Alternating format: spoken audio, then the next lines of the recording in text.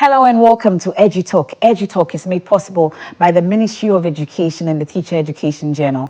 EduTalk is live on this channel, also on all our social media platforms. Everything education is broken down right here on EduTalk, your channel for everything education in Ghana and beyond. In today's edition, we get to sit with an exciting guest. He was the former Pro-Vice Chancellor of the University of Cape Coast, that's the UCC as we all know it. He was also the immediate board chairman of the National Education Forum Planning Committee, I should say. He was in charge of the board that put together the National Education Forum in Ghana. Well, my guest today is a man of many parts. A little bird whispered to me that he speaks a number of Ghanaian languages. You get to display it right here on this channel, on this particular episode of EduTalk. My guest for today is Professor George Oduro. He's a technical advisor to the Minister of Education. You're welcome, Prof. Oh, thank you very much, Emefa. Awezo. Ayo, Nemo happen stuff again. Oh, marujang tuma.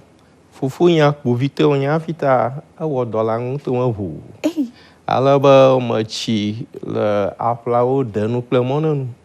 Kita madona gbaro marujang to. Wow. Yeah. Now I'm Fantiao Mayalo.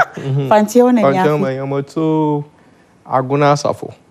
Ella Swedru Aguna Swedrugoji. Laguna East. Fancy net. Oh, fancy me for me speak a fancy multi. Bangla de mekan metro. Wow. Madoning England lucky. Madoning running. Wow. Yeah. And now I'm actually dumbfounded. Yeah, Okay, another reason to visit Volta and experience Ghana, I guess. Well, we'll get talking shortly. Apart from Ebedo, which one else do you speak? How many? Well, proficiently, it's only Eve. Wow. But I picked bits of Gonja and Dagbani, but because of disuse, I can't speak them well, but when they speak, little you drops still are pick here. it. Yeah, I can pick and some. Yeah. Please keep the Eve. I really like No, Eve, I don't want to forget it. So now that I've known that you are an Eve, you find me speaking Eve to I'm told it's a heavenly language. Once you speak Eve, you can speak any other language. It's really a passport. Well, we'll get talking shortly. Okay, let's take a quick break here on EduTalk. My guest, Professor George Oduro, former Pro-Vice Chancellor of UCC, is the technical advisor to the Education Minister. And we are talking the National Education Forum that's just gone by. Everything that happened at the forum, we'll get to unpack it right here. Please do stay. I am Emefa Apau, and this is EduTalk.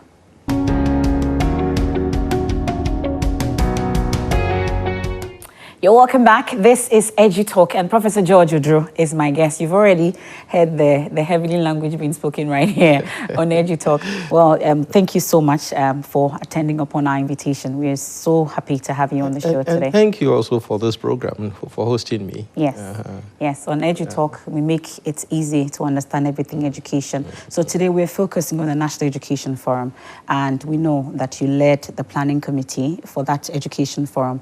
Let's talk about it. Why was there a need for an education forum? Thank you, MFA.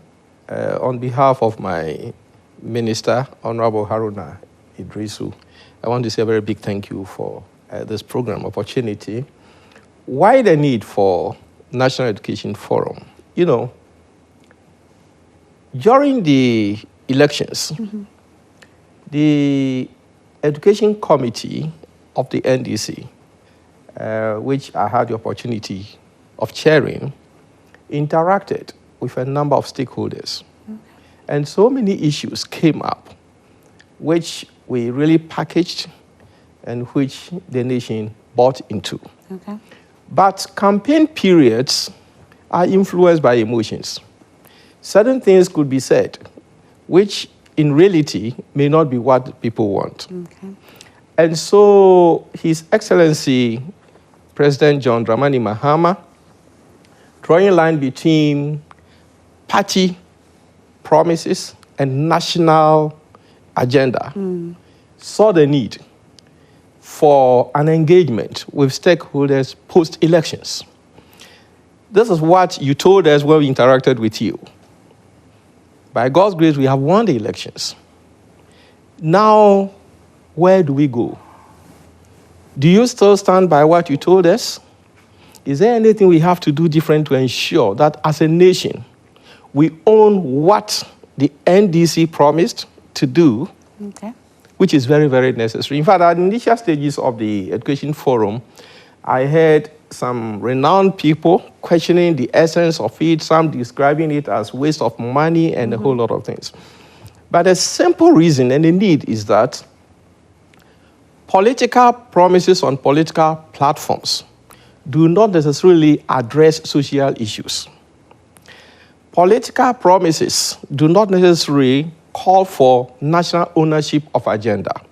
The only thing that makes people own the agenda is when they are engaged and they come out with their affirmation of what pre-election issues brought about. And that is why it was very needful for us to organize the National Education Forum. Okay. Yeah. And I know that it wasn't just centered in Accra.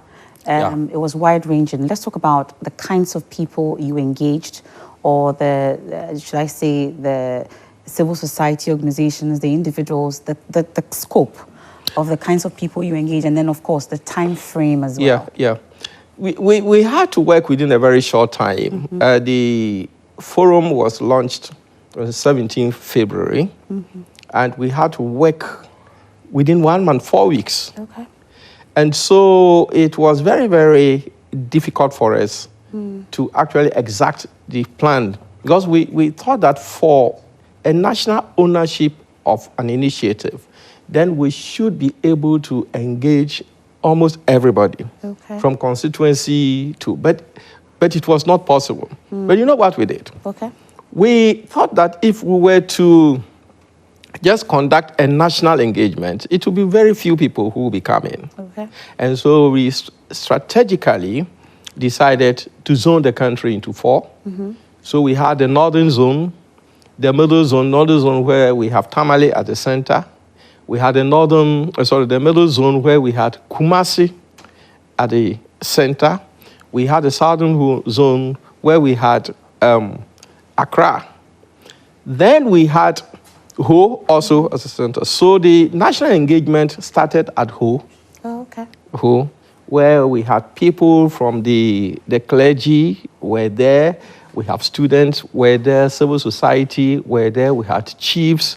We had a cross-section of people. In fact, at a point with the clergy, the religious bodies, we were accused by a section of not being invited. Of not being invited. And even when at the zonal level, we tried to satisfy everybody, particularly the religious bodies, another group of people called me and said, why did you not invite a traditionalist? So it tells us how eager people were to contribute to national agenda. And that also underscores the importance and the need for the National Education Forum. And I always thank His Excellency the President for that initiative. Now I'm curious about some of the issues that came up. We had some in the public domain, at least we discussed some, but I'm sure you've had time now to sort it out and put all the issues that came up at that forum. What are some of the key issues, I'm sure, that you would like to bring to the front burner that we need to actually tackle? Thank you very much. Before I touch on this briefly, the engagement actually focused on one key theme, hinging on transforming education for the future. And we looked at this from 5 pillars. Infrastructure, which looks at physical infrastructure, and then digital infrastructure. We looked at the issue of quality education, which is very key because we realized during the engagement that whereas Ghana was doing very well in terms of access, we talk about free SHS, access was expanded, quality was an issue. So it was very key. We also looked at regulatory services and then governance, because no matter the investment you make into the school system, if regulation is not carried out well for compliance, if governance is not efficient, then there is a challenge. Then we also looked at evidence. For policy to meet the needs of the nation, evidence is very critical. Our universities have been generating knowledge, research, and all those. To what extent do they impact on policy? In our ministries, how are the research units of ministries generating knowledge that is informing. So that was very key for us. Then above all, there's a saying that the beauty of a bird is determined by its feather. Yes, yeah. So financing was very key. So these were the 5 key pillars. And how the engagements, many exciting things came up. One of them, which I'm sure the nation is very, very eager to learn of, is the free SHS. Yes. Because prior to those, there was this propaganda that the NDC was going to abolish the free SHS and others. But from engagement with stakeholders, it came out that the free SHS is a very laudable initiative. But then stakeholders had issue about its implementation, issues about quality, issues about equity came out. And across those was the issue of financing. Yeah. Now, there were those who were thinking that upfront, government should come out with a policy that will make free SHS funding optional. So those who can pay should be made to pay, and those who cannot pay cannot be supported by state funds. Yeah. So this was what came out for that. Now, we've made this known to government, and from the committee's recommendations, we propose 3 strands. Okay. The first strand is that, look, for the first and in the short term, government should continue to fund fully for the first in the short term. Okay. And in fact, if you look at this year's formula for Get Fund, primarily, the government's agenda was to focus on foundational learning, the basis, because if you don't strengthen the foundation, building, if the foundation is weak, no matter how. And so that was the agenda, the flag. But because of people have already been in the system and all, so suddenly you can't just come and say that we stopped. Government, through the Get Fund, allotted approximately 63% of government Get Fund to free SHS. Free SHS, okay. Money that could have gone to strengthen the basic level. But in the short term, this is what. Now, in the when second... you say short term, how short a term? 1 year. Okay, so year. So, yeah, okay. 1 year. Then the next second proposal that we made was that government should think about getting a dedicated fund for that, and that certain percentage of our oil funds could be dedicated to funding the free SHS. Okay, so in like which a free case, SHS fund. A fund. Okay. In which case, Get Fund can be released of its burden so it can concentrate on tertiary education and basic education, which are very critical in our development. Then the third, in the long term, is that there should be a needs assessment to identify those who can pay and then allow them to pay. So government can concentrate on the needy, the rural disadvantaged. Schools that are in the rural areas who have children going to the school, but are suffering when it comes to quality. Okay. So these are some of the key things that came but this us, also now generates a different set of conversation as to how you're going to identify those who can actually afford it, because now people are actually used to it. It's relieved a lot of parents in terms of the bedding and when their children have to go to SHS, amongst others. What then will be the category in identifying who can pay and who cannot pay? If I quickly, I'm coming there, but you see, when we say it has relieved a lot of parents, to the poor, it's some sort of relief. Yes. Because at least you have some money taken off the other relatives. That's true. But to the rich, it's a bonus. Okay? So why should the state invest money into an initiative that will only be seen as bonus for the rich in the society? That is. Now, as to how do we identify this, people have asked me several questions about this, and my question has always been, what is the role of our Ghana Statistical Service. What is the role of that? Okay. Are we sure that if we task them and support them to do this, they won't help us to know those who can and those who cannot? Are we very sure? Okay. Others have also raised the issue that, look, if we learn lesson from Cocoa Board, you identify them, but at the end of the day, the money, the support will be going to the rich. Yes, you mean because the they have the Cocoa Board scholarship. And my personal say, the fact that something good is done badly doesn't mean that the good should be avoided. Okay. Let's put in strategies to ensure that those bottlenecks are removed so that the poor person in the village, I get to my constituency, get to Kwenyako Secondary Technical School, which is closer to them, and I compare that with Wesley Girls. And at the end of the day, they have to write the same examination. I think we're being unjust to society. To those people. That's one. The other one was the debate over day and boarding schools. Yeah. There were those who think that government should abolish these boarding schools. The boarding schools? Boarding schools. Yeah. For the SHS level? For the SHS Why? level. They're thinking that the boarding school management is so difficult, the population is great and all those things. Then there are those who say that, look, keep day and boarding, but government support should go to day schools. Anyone who wants his or her child to go to boarding, let the person pay. Then the third group is saying that, look, keep day and boarding, but ensure that you provide lunch for both day and boarding. Breakfast and dinner, let parents pay. But make provision for those who genuinely do not have money. So these are the three we have made that suggestion to. Okay. And all those things. So, well, we're going to go on a break whilst we talk about the free SHS, but just for the record. Okay. Just briefly on this, at least after the National Education Forum, there was no decision to abolish the free SHS. Oh, no. Okay. I mean, that's the report we submitted. We gave these three. Okay. But government is not abolished. Government has never given any indication of abolishing free SHS. Okay.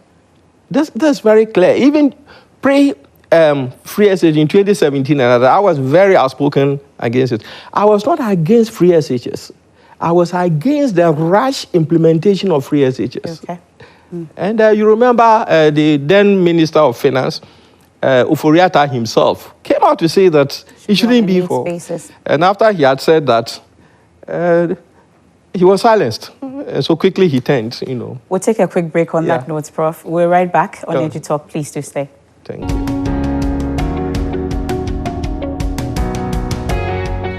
You're welcome back to EduTalk. My guest for today is a technical advisor to the Ministry of Education, also the board chair he led the planning committee for the National Education Forum, and former Pro-Vice Chancellor of UCC, Professor George Oduro. We've been talking about the issues that have come up so far from the National Education Forum, which we are focusing on today. So the issue was about equity. In terms of, or should I say, inequality when it comes to education, the North-South divide. I'm glad you talked about the fact that you zoned the country. How are we hoping to bridge the gap? Did we get any suggestions as to how we can ensure, especially the northern part of Ghana, when it comes to education? Many say that it's almost non-existent.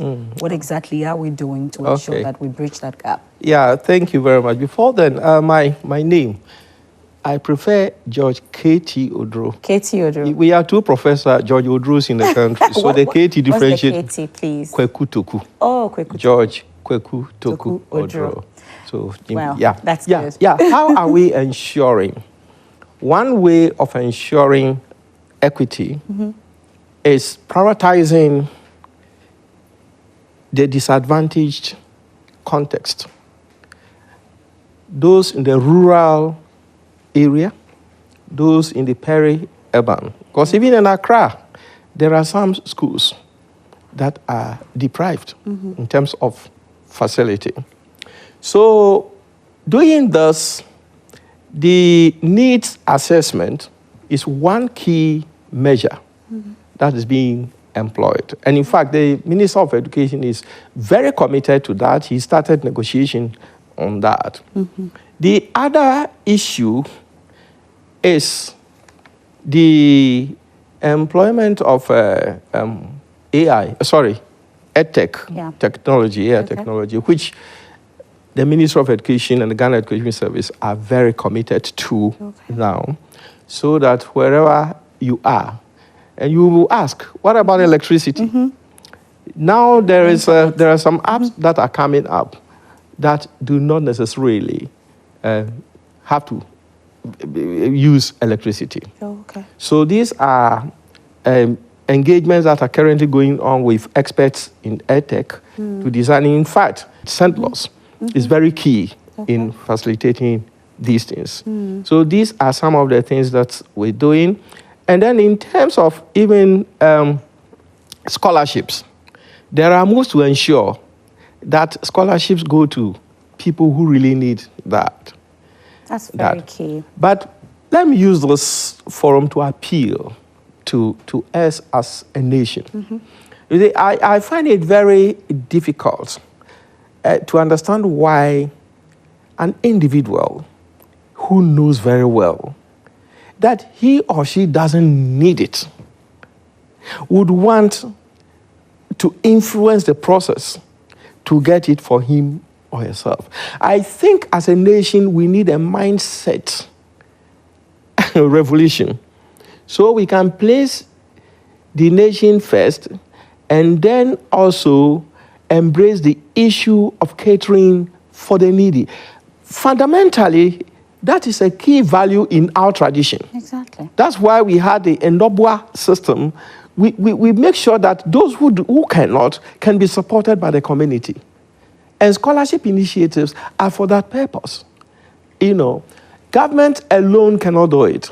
So all stakeholders must come in to ensure that measures put in place to ensure that rural-based schools get the threshold, the minimum, are provided. And this can come if all of us, the community, chiefs, assemblymen, get involved in this and support this agenda. I'm sure there were suggestions that came up. Some of these, some of what I'm saying are suggestions that really came up. Okay, so the issue also about jobs, and what we learn in school and how we translate it directly into the jobs that we do. Because we've heard employers always say that the graduates that are churned out are not job market ready, amongst others. Meanwhile, we are looking for jobs. Were there some suggestions that came up as to how we can tailor our education such that we are job market ready? Yeah, suggestions came out. One key one was how government can create an enabling environment for the education sector, particularly the universities, to partner industry. What role can industry play in even determining the curriculum content? These are things that came out. And let me say that, and I'm very sure when you engage the Minister for Education, he will give you details. But one of the things that the Minister is initiating, which I really embrace, is the fact that skills development, technology, must not only be introduced to children when they are in the secondary school, like we have STEM and all those things starting from the secondary school. They must start right from the beginning at KG level. And currently, the curriculum for KG and primary schools are being reviewed. And emphasis is being paid on fundamental rudiments so far as technology is concerned, that at KG level, let's use play to introduce children to coding, the idea of coding, the AI and all those. So let's introduce them. So that by the time they get to the secondary level, the natural liking for that is there. Now, ministry is emphasizing STEM. And there's so much going on. STEM, we know, was given much prominence during the previous government, but it was isolated. You had STEM schools. In the Ministry of Education thinking is that STEM should not be seen as an isolated thing. particular people should go to STEM schools. It should be integrated in the school system. Okay. And so processes are being put in place to ensure this. It brings me to the issue about inclusivity. Yeah. Anytime we are interacting with professors like your type, the time just runs fast because there's a lot that we need to, unpack. But let's talk about inclusivity. It's very key. How we are hoping to ensure that persons with disabilities or students with disabilities are not left out in everything that we are talking about at the forum. What are some of the issues that came up in terms of dealing or tackling with this situation? Yeah, the forum engaged the Association of Physically Challenged. Okay. They submitted a memo as well, which informed the final decision of the report of the forum. One of the things that the government has done is to grant scholarship for the disabled who are accessing tertiary education. That is one way. Aside, there is dialogue going on currently now. Now, those with learning difficulties, dyslexic children, we have, as a nation, we haven't been very intentional about that. And autistic children as well. Well, yeah, and those things, very intentional about that.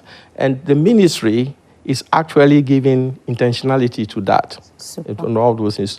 And our colleges of education planning to make that core in the training of people. So these are bits of things that we're doing. That's great to know. Yeah. Well, in wrapping up, anytime you talked about the criticism that the forum received from the very onset, the assurance then we need is to actually find out whether this will not just be another talk show. The report will just be on the desk gathering dust. And thankfully you are the ministry. So thank you very much. Yeah. Your question re-echoes something among the stakeholders we engaged, we engaged experienced citizens, elderly in the society, people like Professor Evans Adai-Mensah, Professor Esi Sutherland Adi, we engaged them. One of the comments they made was that previously initiatives, reforms came, but they came at the tail end.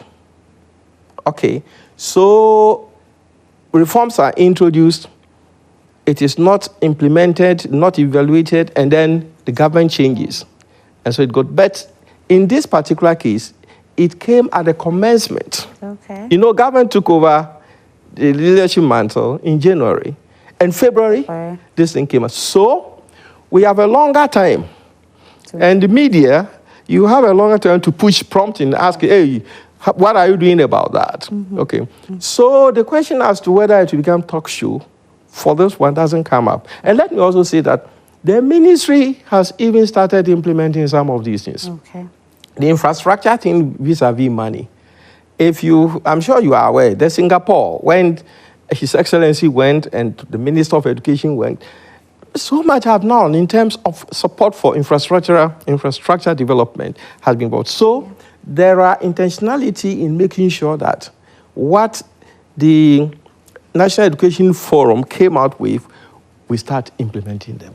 That's good to know. And you need to make us a promise that you would be back on the show because we didn't have enough time with you. Sure. We look forward to hosting you again. Thank you, Professor George Kwekutoku Oduro. Thank you so much. He's a technical advisor to the Ministry of Education, former Pro-Vice Chancellor of UCC, and he led the team that put together the National Education Forum. We've been shedding a lot of light on the Education Forum. Of course, he promises that we'll do this again. Thank you so much. Thank you, This has been EduTalk, made possible by the Ministry of Education and, of course, the Teacher Education Journal. Another exciting edition will come your way same time on this channel. Please spread the word about EduTalk. It's #EduTalk. Many thanks for your company. I am Emefa Apau.